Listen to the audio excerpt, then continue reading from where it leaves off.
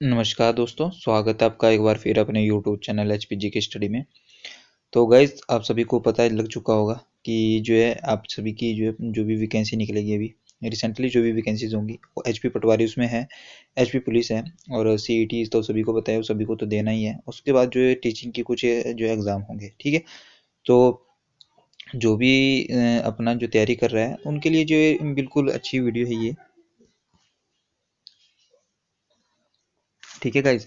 तो सभी के लिए बेहतरीन वीडियो है। तो आज हम इसमें जो है 20 इंपॉर्टेंट क्वेश्चन डिस्कस करेंगे। मिक्स क्वेश्चन लिए हैं आपके लिए, हिंदी के भी हैं, जीके के भी क्वेश्चन इसमें।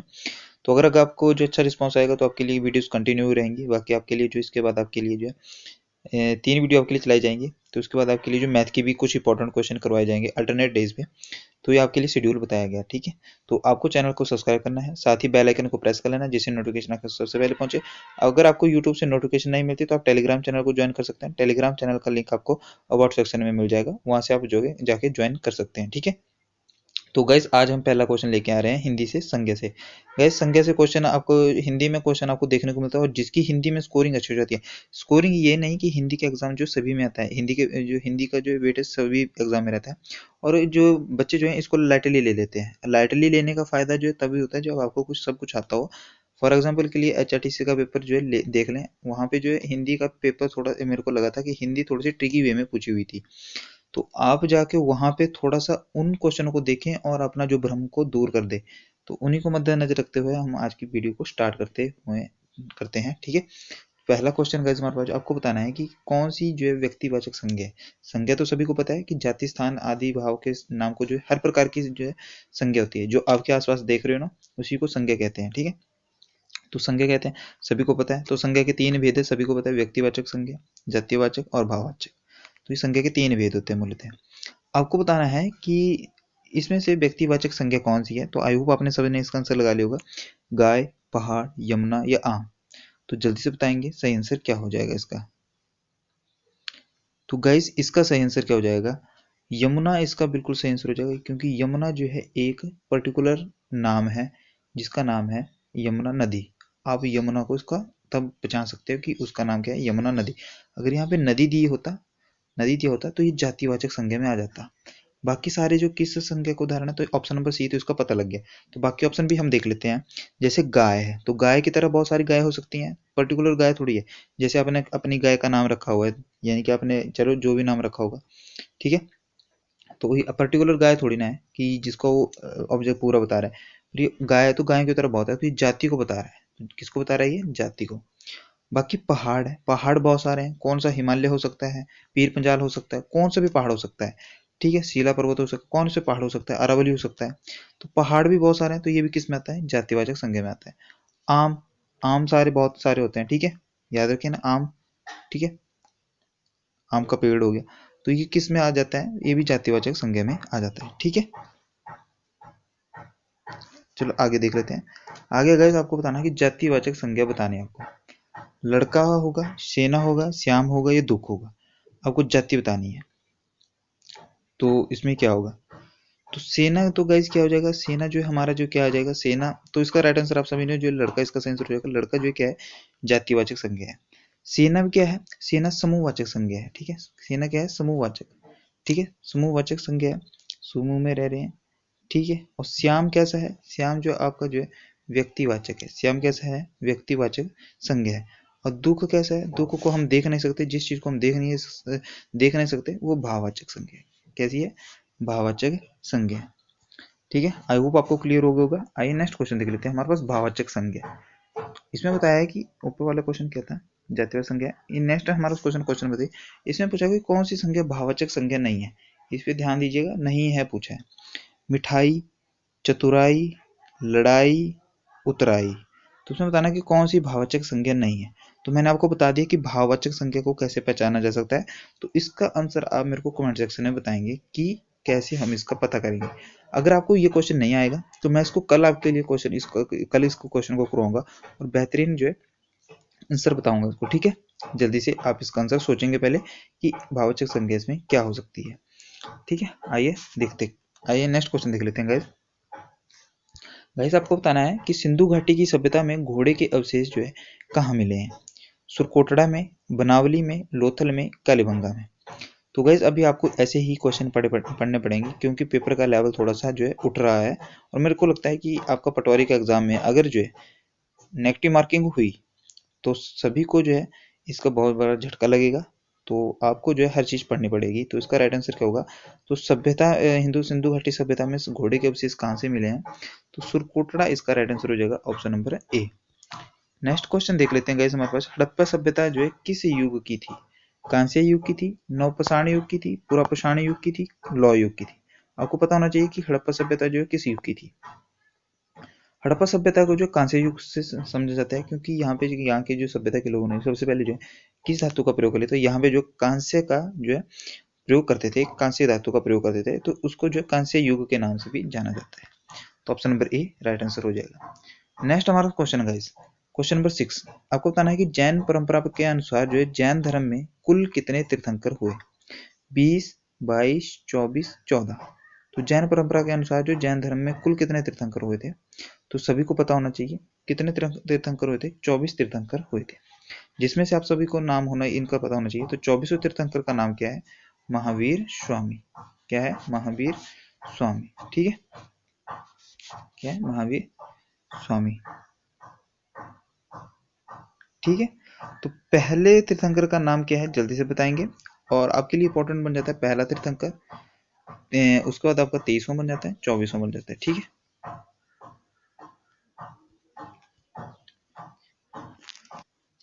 तो गाइस आपको बता देते हैं कि पहला तीर्थंकर कौन थे। तो पहला तीर्थंकर आपके लिए इंपॉर्टेंट बन जाता है। तो पहला तीर्थंकर थे ऋषभ देव। ठीक है, क्या नाम था? ऋषभ देव थे पहले तीर्थंकर। और जो 23वें कौन थे? तो पार्श्वनाथ थे, याद रखेंगे। 23वें कौन थे? पार्श्वनाथ थे। ठीक है, तो आपसे इंपॉर्टेंट बन जाता है। आइए गाइस नेक्स्ट क्वेश्चन देख लेते हैं। हमारे पास जो नेक्स्ट हमारे पास क्वेश्चन है, इसमें थोड़ा सा छोटा कर लेते हैं आपके लिए। तो इसमें लिखा हुआ है कि बुद्ध ने जो है निम्नलिखित में से किस स्थान पे जो महापरिनिर्वाण मृत्यु प्राप्त की थी? मृत्यु को जो क्या होते हैं, यानी कि महात्मा बुद्ध की मृत्यु को क्या कहा जाता है? महापरिनिर्वाण कहा जाता है। एग्जाम में ये भी क्वेश्चन पूछा जाता है। तो कहाँ प्राप्त किया था? कुशीनगर में, ये कपिल वस्तु में, ये पावा में, ये कुंडग्राम में? तो जल्दी से बताएंगे गाइज इसका राइट आंसर क्या हो जाएगा। तो गाइज इसका राइट आंसर हमारे पास हो जाएगा। ठीक है, तो इसका राइट आंसर हमारे पास कुशीनगर, इसका बिल्कुल राइट आंसर हो जाएगा। कुशीनगर में जो है बहुत गौतम बुद्ध जी का जो है महापरिनिर्वाण जो हो चुका था, याद रखेंगे कुशीनगर में। ठीक है, और इनका जो है जन्म स्थान कहाँ पे था? तो लुम्बिनी, याद रखेंगे लुम्बिनी में जो इनका जन्म स्थान है। ठीक है, ठीक है, और इनकी जो है सबसे प्रसिद्ध बौद्धों की जो है प्रसिद्ध पुस्तकें आपसे पूछा जाता है। तो प्रसिद्ध पुस्तकें कौन थी? तो जातक जो है इनकी प्रसिद्ध पुस्तकें थी। आपसे ये भी पूछा जाता है कि जातक जो है किसकी प्रसिद्ध पुस्तकें थी, तो याद रखेंगे। तो गौतम बुद्ध को जो अन्य किस नाम से भी जाना जाता है? तो शाक्य मुनि के नाम से भी जाना जाता है। गौतम बुद्ध को शाक्य मुनि, ये भी इंपॉर्टेंट है। शाक्य मुनि के नाम से भी जो है किसे जाना जाता है? तो गौतम बुद्ध को जाना जाता है। ठीक है, याद रखेंगे। तो इनके समय में जो है गौतम बुद्ध के जो गौतम बुद्ध का पुत्र के नाम क्या नाम था? गौतम बुद्ध के पुत्र का क्या नाम था? तो गौतम बुद्ध के पुत्र का नाम था राहुल। ठीक है, तो जितने भी इंपॉर्टेंट क्वेश्चन मैं बता रहा हूँ वो सारे जो इंपॉर्टेंट है इनको जो लिखते चलिएगा। तो इन्होंने अपना पहला उपदेश जो है किस नाम से भी ज्ञात है? अगर इनको जो है मृत्यु थी तो मृत्यु को किस नाम से ज्ञात है? महापरिनिर्वाण का। जिन्होंने पहला उपदेश दिया था कहाँ पे दिया है? सारनाथ में दिया है। कहाँ पे दिया है? सारनाथ में दिया है। और सारनाथ में जो पहला उपदेश दिया उसको किस नाम से जाना जाता है? तो धर्म चक्र परिवर्तन के नाम से जाना जाता है। किसके नाम से जाना जाता है? धर्म चक्र परिवर्तन के नाम से जाना जाता है। ठीक है, तो याद रखेंगे, इंपॉर्टेंट क्वेश्चन है ये। ठीक है, तो जो आपका इनका जो स्थान है जो कहाँ पे हुआ था, जन्म स्थान कहाँ पे? लुम्बिनी। लुम्बिनी वर्तमान में कहाँ पे? ये भी एग्जाम में पूछा जाता है।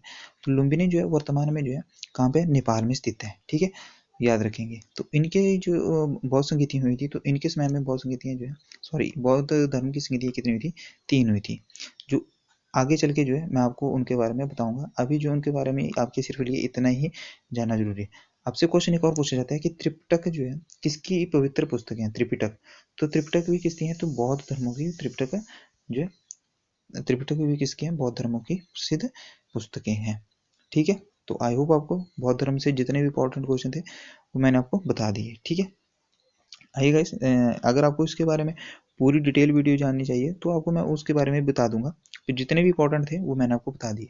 बाकी एक क्वेश्चन आपसे ये भी पूछा जाता है कि प्राचीन बौद्ध साहित्य अधिकतर जो है किस भाषा में लिखा गया था? तो ये किस भाषा में लिखा गया था? तो पाली भाषा में लिखा गया था। किस भाषा में लिखा गया था? पाली भाषा में लिखा गया था। ठीक है, याद रखेंगे। तो आइए नेक्स्ट क्वेश्चन देख लेते हैं हमारे पास जो चाणक्य का अन्य नाम था। तो चाणक्य जो है सकिन कौन नहीं जानता चाणक्य को। तो चाणक्य का अन्य नाम क्या था? भट्टा स्वामी था, विष्णुगुप्त था, राजशेखर था, विशाखदत्त था। तो इसका इनका जो दूसरा नाम था विष्णुगुप्त। गाइस इंपॉर्टेंट है, याद रखेंगे, ठीक है।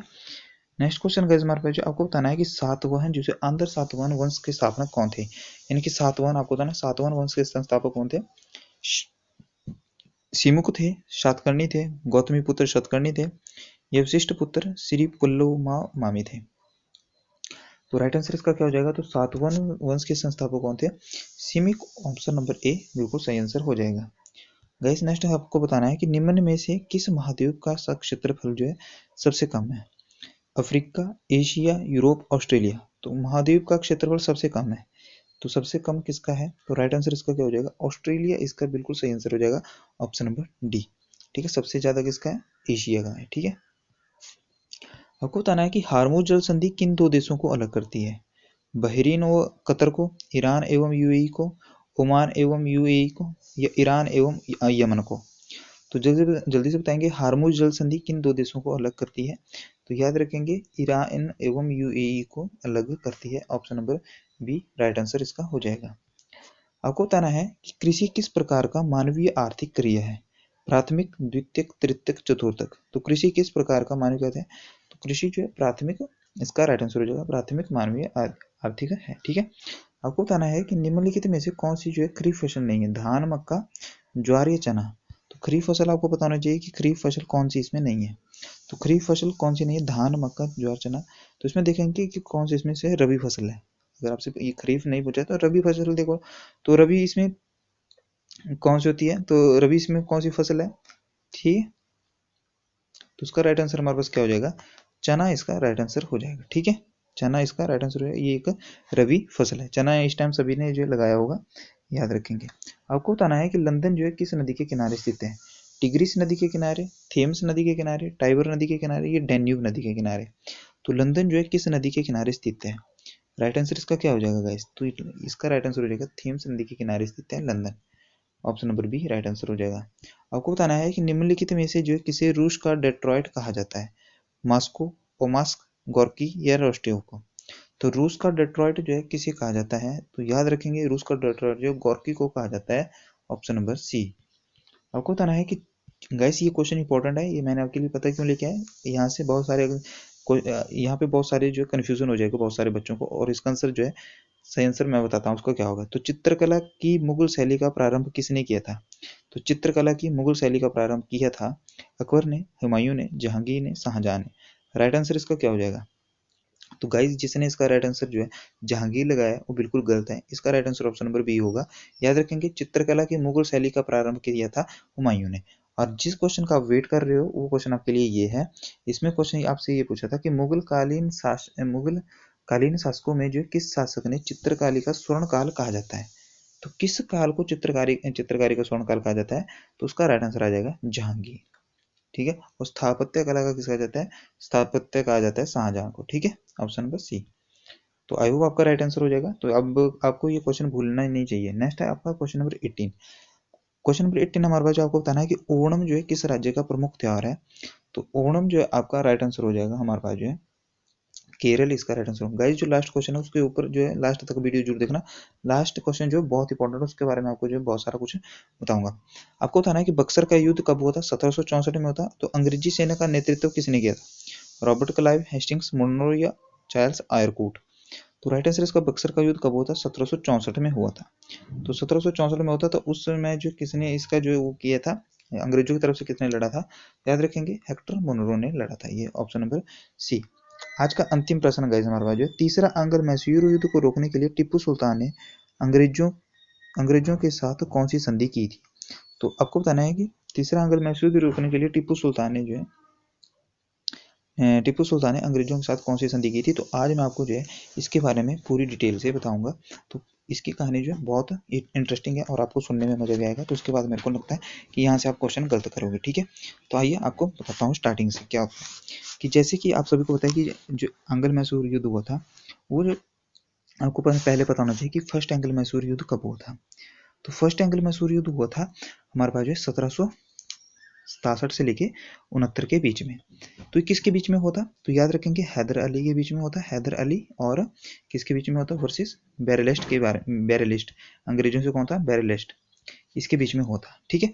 और हैदर अली और बैरलिस्ट के बीच में होता, तो बैरलिस्ट जो चालाक था, तो अंग्रेज जो जहाँ पे आक्रमण वहां पे करते थे जहाँ पे जो आपसी विवाद होता था, आक्रमण वहां पे करते थे अंग्रेज। अंग्रेजों को पता लग गया कि हैदर अली के जो है इस टाइम जो हैदर अली जो है इसका इनकी जो है मराठों के साथ नहीं बनती, क्योंकि ये मराठों को जो है क्या देते थे, कर देते थे। हैदर अली क्या देता था, मराठों को कर देता था, और निजाम के साथ भी नहीं बनती थी। तो वेस्ले ने जो क्या किया, निजाम और निजामों को जो है और मराठों को अपने साथ लेने की कोशिश की, ठीक है, अपने साथ मिलाने की ट्राई की।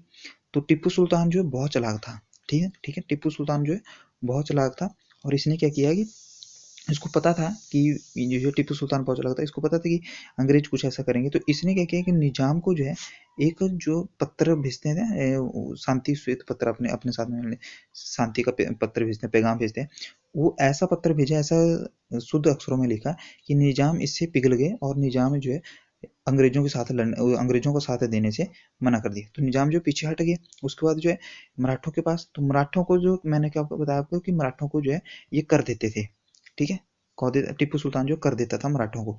तो मराठों को जब कर देने की बात है, तो इसने जो है टीपू सुल्तान ने कहा कि मराठों को कि हम आपको जो है इससे और ज्यादा आपको कर देंगे, पर आप जो है अंग्रेजों के साथ ना लड़े, हमारे साथ आ जाए, ठीक है।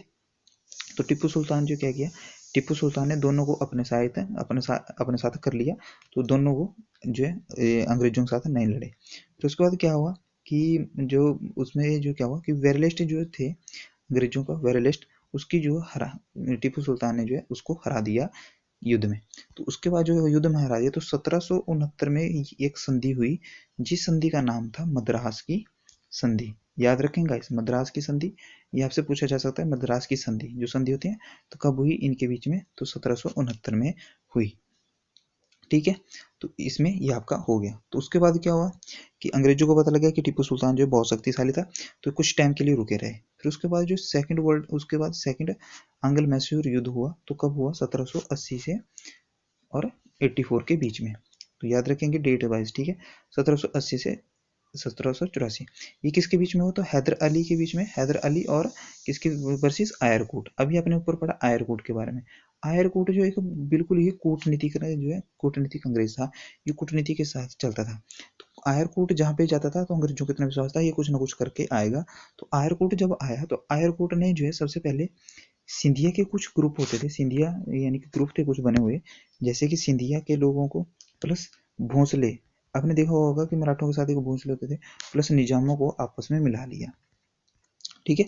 इन सिंधिया को और भोंसले को और निजामों को आपस में मिला लिया, और जो है हैदर अली को जो है इन्होंने मिलके इन्होंने जो है हरा दिया, हैदर अली को हरा दिया। और हैदर अली की मृत्यु कब होगी, तो 1782 में आधे ही युद्ध में जो है हैदर अली की मृत्यु होगी 1782 में, और हैदर अली को मार दिया गया, ठीक है, हैदर अली को क्या कर दिया, मार दिया गया। उसके बाद क्या हुआ कि हैदर अली का जो बेटा था उसके बाद हैदर अली का बेटा था टीपू सुल्तान। टीपू सुल्तान जो है एक प्रमुख शासक था। तो टीपू सुल्तान ने जब कमान संभाली तो इसने जो है इतनी वीरता से युद्ध लड़ा कि टीपू सुल्तान जो है इतनी वीरता से युद्ध लड़ा कि परिणाम जो है स्थगित हो गया, परिणाम जो स्थगित हो गया, क्योंकि परिणाम जो निष्क्रिय हो गया, क्योंकि ना टीपू सुल्तान लड़ने की हालत में था ना अंग्रेज लड़ने की हालत में था। तो इन्होंने ये डिसीजन लिया कि जो उस टाइम कौन था वहाँ पर, हेस्टिंग्स था, कौन था, हेस्टिंग्स। तो हेस्टिंग्स उस टाइम वो वहाँ पे था, तो हेस्टिंग्स के साथ लड़ रहा था टीपू सुल्तान। तो हेस्टिंग्स ने बोला, इन दोनों आपस में सहमति हुई कि जो भी हमने जो है एक दूसरे का क्षेत्र हड़पा है वो अपने अपने क्षेत्र में चले जाएंगे, इसके बाद हम जो है इन आपस में समझौता हो गया। तो इनके बीच में कौन सी संधि हुई, तो इनकी संधि हुई 1784 में। तो 1784 में कौन सी संधि हुई, तो मंगलौर की संधि हुई। इंपॉर्टेंट है, पहली कौन सी हुई थी, मद्रास की संधि, और दूसरी कौन सी हुई, मंगलौर की संधि। ये आपकी संधि हुई हेस्टिंग्स के साथ, ठीक है। तो इतना सब कुछ होने के बाद जो टीपू सुल्तान हो गए, उसके बाद जो थर्ड बैटल हुई हमारे पास, जो थर्ड बैटल कब हुई, थर्ड बैटल हुई हमारे पास 1790 से लेके 1792 ईस्वी में। तो 1790 से लेकर 1792 ईस्वी में जो टिप्पू सुल्तान के बीच में और किसके बीच में हुई, टिप्पू सुल्तान वर्सेस कार्नवालिस के बीच में हुई। कार्नवालिस, कार्नवालिस को तो आप जानते ही होंगे, ठीक है, कार्नवालिस के बीच में हुई। तो कार्नवालिस के बीच में जब हुई तो इन्होंने जो है टिप्पू सुल्तान को हरा दिया, किसको हरा दिया? अंत में टीपू सुल्तान को हरा दिया। और जो इसको हराने के बाद जो है कौन सी संधि हुई, तब जाके जो है थर्ड जो युद्ध हुआ था तो श्रीरंगपट्टनम की संधि हुई थी। तो आपको ये भी पता होना चाहिए कि कब हुई थी श्रीरंगपट्टनम की संधि, तो 1792 ईस्वी में। तो इसके बाद आपको, मेरे को लगता है आप वो कभी नहीं भूलेंगे। तो जब ये संधि हुई तो इस संधि में क्या दिया गया, तो इसमें संधि में पूछा गया, इससे टीपू सुल्तान से 50% हिस्सा मांगा गया और 3 करोड़ रुपए, 3 करोड़ रुपए उस टाइम मांगे गए। कितने मांगे गए? 3 करोड़ रुपए। और 3 करोड़ रुपए नहीं देने पे अभी उसको, क्योंकि उसमें जो है 1.5 करोड़ रुपए जो कब मांगा, वर्तमान समय में मांगा और तभी देने थे, और 1.5 करोड़ रुपए उसको इंस्टॉलमेंट में देना था। जब तक वो 1.5 करोड़ रुपए नहीं चुकाता तो तब उसने जो है टीपू सुल्तान के दोनों बेटों को जो है अंग्रेजों ने कैदी करके बंदी बना के अपने पास रख लिया। ये टीपू सुल्तान का था। और उसके बाद जो क्या हुआ कि फोर्थ एंग्लो मैसूर युद्ध हुआ।